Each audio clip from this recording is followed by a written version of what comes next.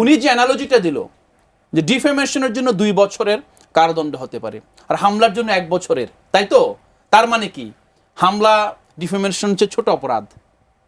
এইভাবে যদি দেখেন এটা গণতন্ত্র, এটা গণতান্ত্রিক সংস্কৃতি, এটা আপনি এই যে 17 বছর আমরা তো আপনাদের পাশে ছিলাম, আমরা তো তখন দলে ছিলাম না, আমরা বিএনপির ইভেন 28 অক্টোবরের যে মহাসমাবেশ পল্টনে আমরা মাঝপথে এসে যখন দেখেছি না বিএনপি সবাইকে বলছে ফিরে যাও, আমরা বেইলি রোড থেকে এসে আমরা ক্যাম্পাসে চলে এসেছি।